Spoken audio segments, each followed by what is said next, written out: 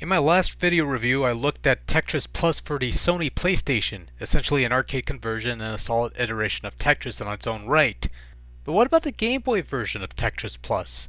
That's a very good question. Let's find out.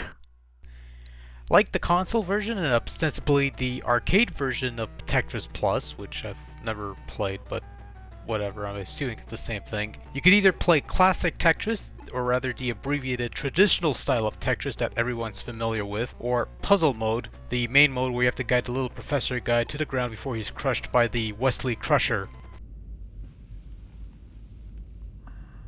There's also a dual mode with game link and an edit mode to create your own puzzles if that suits your fancy. Pretty much the same thing as on its console counterpart, except it doesn't look or sound as good.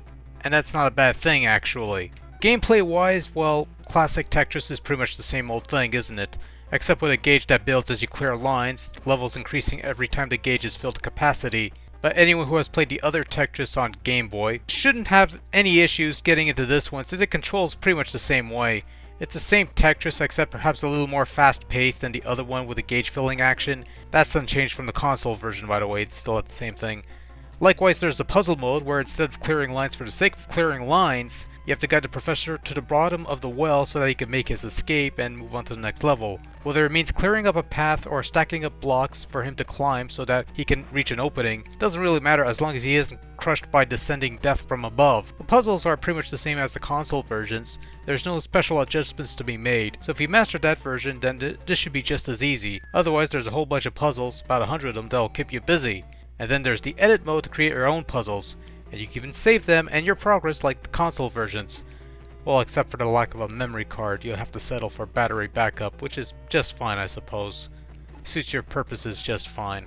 Sound in Tetris Plus is rather pleasant, to say the least. All the jingles and tunes of the console version have been translated rather nicely onto the Game Boy format. Even for downgraded 8-bit chiptunes, they sound pretty good, all things considered. Sound effects are standard Tetris fare, nothing really special.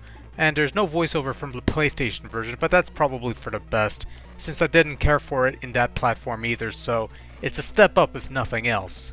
Visually speaking, Tetris Plus isn't anything special. Obviously, it's been scaled back drastically from its bigger counterparts to the point where it lacks the fancy backdrops and smoothness of the falling blocks. Instead, it's more in line with the other Game Boy iterations of Tetris, and that's just fine. The other additional bits such as menu layout, occasional intermission sequences look fine, and there's Super Game Boy compatibility on this cartridge, which means you get a fancy border and some palette changes depending on the mode of play, which is alright, I suppose.